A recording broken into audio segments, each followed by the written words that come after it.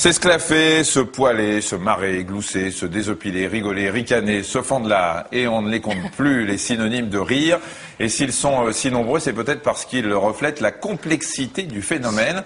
Un phénomène qui met en jeu les fonctions musculaires, respiratoires, nerveuses et aussi psychiques de l'individu. Oui, il faut savoir que le rire commence dès le plus jeune âge, puisque le bébé sourit dans le ventre de sa maman. Le rire, c'est la santé. Cette assertion que nous tenons de l'Antiquité est devenue une expression de la sagesse populaire. C'est aujourd'hui une donnée médicale expliquée et vérifiée depuis quelques décennies seulement. Premier élément d'explication, le rire est un réflexe. Un réflexe dont l'excitant peut être physique, le chatouillement, psychique, une situation de surprise, ou bien intellectuel, une bonne blague, celle de Michel notamment, qui sont toujours excellentes. Vous me gênez. Le rire va être une réponse physique involontaire à une émotion plaisante. Mais comme pour toutes nos réactions, tous nos réflexes, c'est bien sûr du cerveau que tout part. Et là, je ne sais pas si c'est vrai pour Michel. Très bien, on va partir sur cette partie donc anatomique. Vous avez eu peur, hein. Le rire provient, et c'est important, de l'hémisphère droit du cerveau. C'est ici. Mais pas n'importe où. Dans le cortex préfrontal. Voilà, c'est ce que je vous montre ici en noir. Ça, c'est l'avant. Ça, c'est l'arrière. Voilà. Et c'est là que se situe le contrôle de la personnalité. Alors, ce cortex préfrontal est en interaction avec un autre système qui est le siège de nos émotions, des émotions les plus angoissées aux plus plaisantes. C'est ce qu'on appelle le système limbique. Voilà, c'est juste au milieu du cerveau. Alors, ce cortex préfrontal va recevoir un message. Par exemple, on vous chatouille. Il va dire au système limbique là que je vous ai montré le type de réponse qu'il doit donner à ce message, à ce chatouillis. Le système limbique va ensuite ajuster son niveau de réponse. Soit, si vous n'êtes pas trop chatouilleux, vous allez juste faire un petit sourire du style « tu ne m'auras pas ». Soit c'est incontrôlable et c'est l'hilarité. Et c'est tout ça, ça vient du... On vous chatouille les aisselles et ça va dans le milieu du cerveau. Vous vous rendez compte ? Et que le rire soit timide ou franc, il provoque une série de phénomènes physiques extrêmement bénéfiques pour notre santé. Sonia Doge et Olivier Leplan nous les détaillent.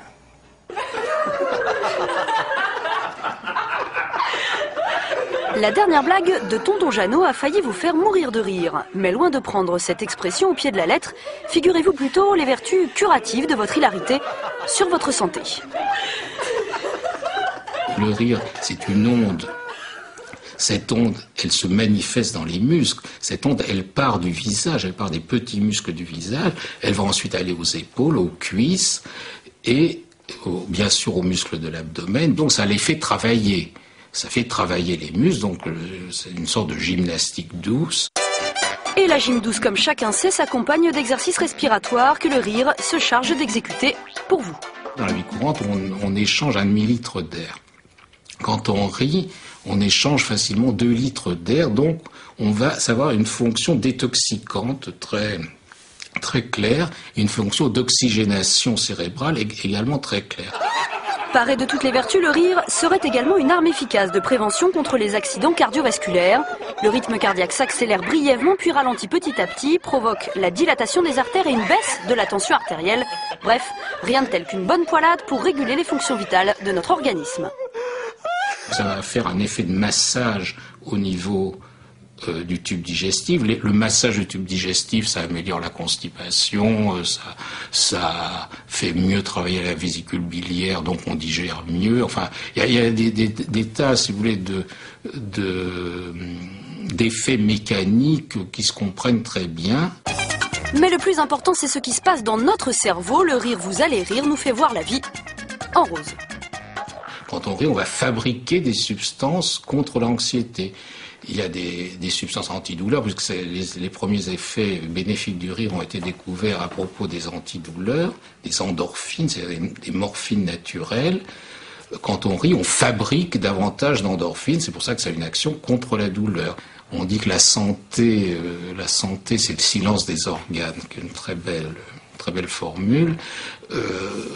Ça veut dire que quand on est en bonne santé, tout fonctionne dans le silence et on ne se rend compte de rien. Et on peut récupérer par le rire, c'est une des façons de récupérer le silence des organes.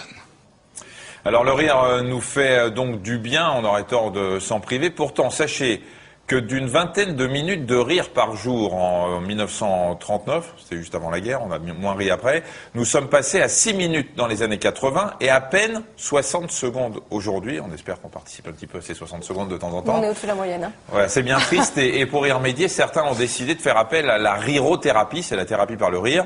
Certains centres hospitaliers aux États-Unis ont aménagé des salles où on présente aux patients toutes sortes de matériels humoristiques pour se détendre. Oui, aux États-Unis toujours, certains centres médicaux pratiquent des inhalations de gaz hilarant ou protoxyde d'azote. C'était au départ un gaz utilisé pour des anesthésies de courte durée. Son effet hilarant est connu depuis la fin du XVIIIe siècle. En France, il existe des thérapies par le rire. On va le voir sur ces images tournées dans un club de rire. Plusieurs se sont ouverts un peu partout sur le territoire. Voilà, vous êtes en groupe. On ne sait pas au départ ce qui a provoqué ce rire, mais le rire est général et il a l'air quand même assez franc. En tout cas, pour revenir au gaz hilarant, plutôt qu'une cure de gaz hilarant à l'hôpital, mieux vaut assister à un bon spectacle humoristique. C'est ce qu'ont fait Sonia Dogé et Alexandre de Laval au spectacle de Stéphanie Bataille. Je ne t'ai point aimé cruel. Qu'ai-je donc fait? J'ai dédaigné pour toi les vœux de toute nos princes. Je t'ai cherché moi-même au fond de tes provinces. J'y suis encore malgré tes infidélités. Et malgré tous mes grès comptes de mes bontés. C'est pas un métier, on n'a pas un métier du rire, ça s'apprend pas. Je pense qu'on est né en faisant rire. Moi je pense que la dérision de la vie, je l'ai eue depuis que je suis toute petite, à l'école. Tourner en dérision les professeurs, tourner en dérision la vie. Je crois que je suis né comme ça. Ça vous avez remarqué, les gens adorent récupérer la copine fraîchement larguée. Ah bah oui, ça les change de gala, de voici. C'est leur télé-réalité à eux. Ils se prennent pour Flavie ou Benjamin. Faire rire, c'est une chose, mais donner du plaisir aux gens, pour moi, c'est le plus gros des cadeaux que je puisse faire. Je trouve que c'est formidable de voir des gens rire, les détendre, les prendre sur un sujet qu'ils n'auraient peut-être pas l'habitude de rire, les prendre et les amener vers des éclats de rire pour qu'ils se détendent. Et vous, les femmes, je me permets de vous donner un conseil, un seul, les hommes mariés. Jamais. Je sais de quoi je parle. La piqûre est mortelle. Je joue avec tout parce que je pense que c'est important. On est équipé d'un corps, hein, comme vous le savez, avec des bras, des jambes, des yeux et une bouche. Donc il faut l'utiliser. Que les gens viennent vous voir. Donc ils ont besoin d'avoir une vraie bonne femme en face d'eux. Il faut que ça déménage parce qu'il ne faut pas qu'ils aient l'habitude de voir cette personne-là. Donc il faut la tirer à l'extrême. Donc j'utilise tout mon corps. À quelle heure tu rentres, Marc? Sa réponse n'a pas traîné. Pardon? Oula. J'ai réitéré ma demande. À quelle heure tu rentres, mon amour d'amour d'amour? Il m'a balancé en pleine figure. T'es pas ma mère.